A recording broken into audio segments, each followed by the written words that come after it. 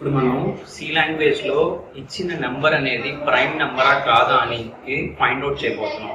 So అది using C language అనమాట. So first of all prime number అంటే ఏంటో తెలుసుకోవాలి. ప్రైమ్ నెంబర్ అంటే ఏంటి? ఓన్లీ 2 ఫ్యాక్టర్స్ ఉంటే కనుక దాన్ని ప్రైమ్ నెంబర్ అంటాం అనమాట. సో ఇప్పుడు 2 ఉంది, 2కి ఫ్యాక్టర్స్ ఎన్ని? 1, 2. 4 ఉంది, ఎన్ని ఫ్యాక్టర్స్ ఉంటాయి? 1, 2, 4 అంటే 3 ఫ్యాక్టర్స్ ఉన్నాయి అన్నమాట మనకి ఇక్కడ. సో 3 నెంబర్ ఉంది, 1, 3 మాత్రమే ఉంటుంది. 5 ఉంది, 1, 5 మాత్రమే ఉంటుంది. సో అలాగా మనకి 2 అయితే కనుక ఇట్లాగా, 5కి అయితే కూడా ఇలాగా, నెక్స్ట్ 7కి అయితే 1, 7, అలానే 4కి ఉంటుంది 1, 2, 4. సో ఇది ప్రైమ్ నెంబర్ అయితే కాదు. సో ఇట్లాంటి మనం ఓన్లీ 2 ఫ్యాక్టర్స్ ఉంటే కనుక వాటిని మాత్రమే ప్రైమ్ నెంబర్స్ అని పిలుస్తాం అనమాట. అంటే మనకి కౌంట్ వాల్యూ అనేది 2 రావాలి. సో మనం ఏం చేయాలి? ఫ్యాక్టర్స్ అని ఎట్లా చెప్పగలుగుతున్నాం అంటే కనుక మనం డివిజన్ చేయాలి. డివిజన్ చేసి రిమైండర్ అనేది 0 వస్తే కనుక సో అది ఫ్యాక్టర్ అవుతుంది. సో ఇక్కడ కూడా మనకి డివిజన్ చేసి రిమైండర్ అనేది 0 వస్తే ఫ్యాక్టర్ అవుతుంది. బట్ కాకపోతే ఇక్కడ రిమైండర్స్ అనేవి 0 వచ్చినప్పుడు 3 టైమ్స్ జరిగింది. సో ఇది ఓన్లీ 2 కౌంట్ మాత్రమే రావాలన్నమాట. అందుకోసం అని చెప్పి ఓన్లీ 2 కౌంట్ మాత్రమే వచ్చినప్పుడు మాత్రమే దాన్ని ప్రైమ్ నెంబర్ అని చెప్పి పిలుస్తాం.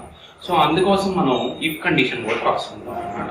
సో మాడ్యులో డివిజన్ చేస్తూ ఏ నెంబర్తో చేయాలి అంటే మనం ఫైండ్ అవుట్ చేసిన నెంబర్ దాకా, అంటే మనం 2 తీసుకున్నాం అనుకోండి, 1 నుంచి 2 దాకా. 4 తీసుకున్నాం అనుకోండి, 1, 2, 3, 4 ఇట్లాగా 4 నెంబర్స్ చెక్ చేస్తాం. అంటే 7 తీసుకుంటే 7 నెంబర్స్ దాకా, 1 నుంచి 7 దాకా. అంటే ప్రతి ఒక్క ఐటరేషన్ అనేది జరగాలన్నమాట. అందుకోసం అని చెప్పి ప్రతి ఐటరేషన్ జరగడానికి కోసం మనం ఫర్ లూప్ అనేది తీసుకుంటాము. సో ఇప్పుడు చూడండి,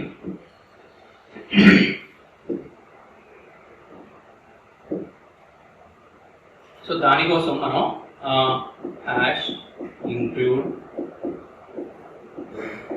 stdio.h. ఈ stdio.h ఎందుకు ప్రింట్ఎఫ్ స్కాన్ఎఫ్ మనకి వర్క్ అవ్వడానికి కోసం ఈ stdio.h అనేది యూజ్ అవుతుంది.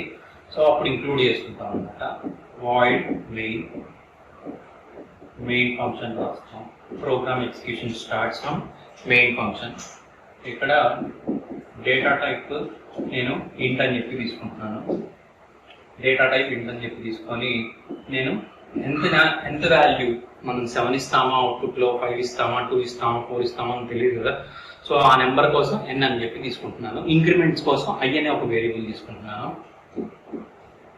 సో మనకి కౌంట్ చేయాలి కదా, ఫ్యాక్టర్స్ అనేవి 2, 4, 5, 10, 1 అనే ఫ్యాక్టర్స్ అనేవి ఫైండ్ అవుట్ చేయడానికి కోసం, కౌంట్ ఇంక్రిమెంట్ చేయడానికి కోసం కౌంట్ అనే ఒక వేరియబుల్ తీసుకుంటున్నాను. ఇనీషియల్గా నేను 0 తీసుకుంటాను. 0 ఎందుకు తీసుకుంటాను చెప్తాను. సో మనం ఎడిషన్ చేస్తే కనుక 0 ప్లస్ అదర్ వాల్యూ వస్తే కనుక మనం 0 తీసుకుంటాం. మల్టిప్లికేషన్ ఉన్నప్పుడు 1 తీసుకుంటాం.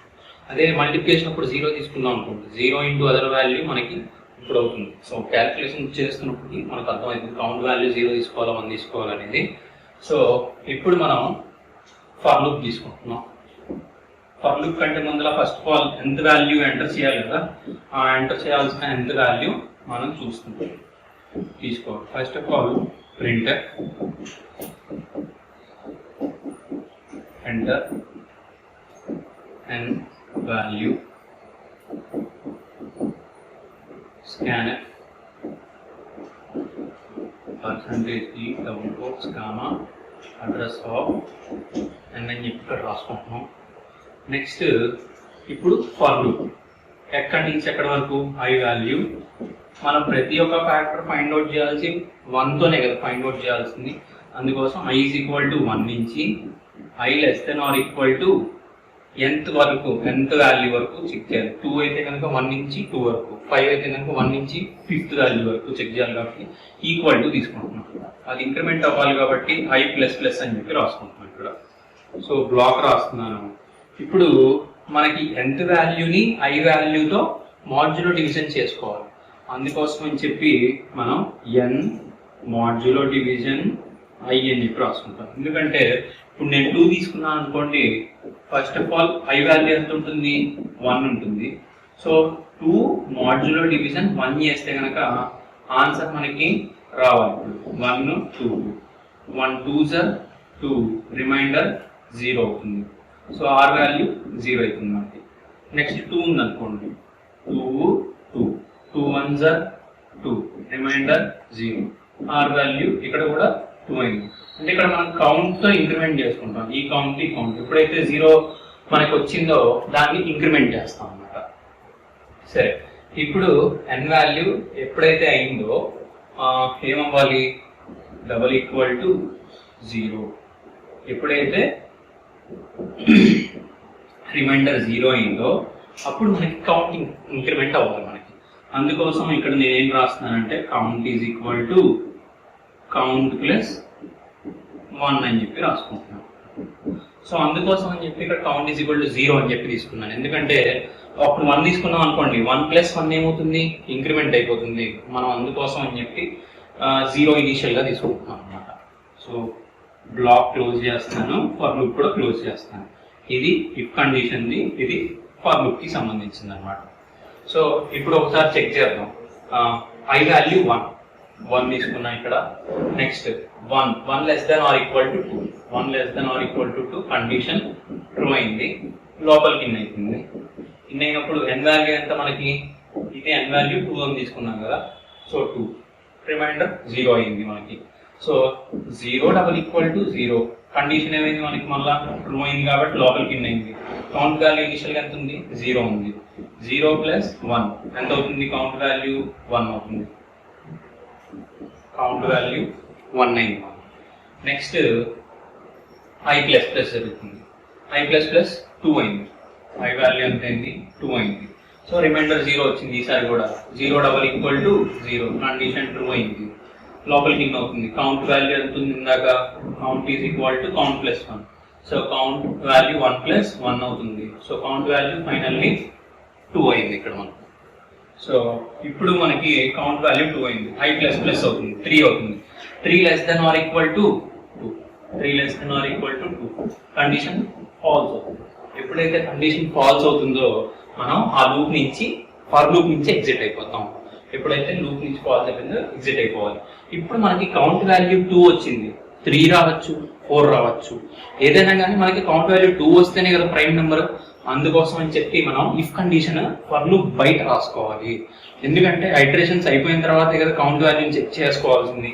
అందుకోసం ఇప్పుడు చూడండి,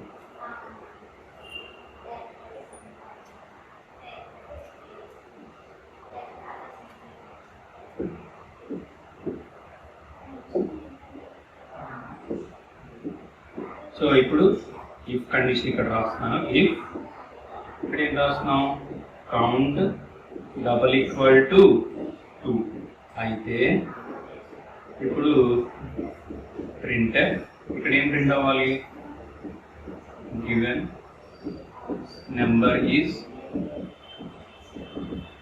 ప్రైమ్ నెంబర్ అని చెప్పి ప్రింట్ అవ్వాలి. ఒకవేళ కాకపోతే అన్నప్పుడు ఎల్స్ పార్ట్ తీసుకుంటాం.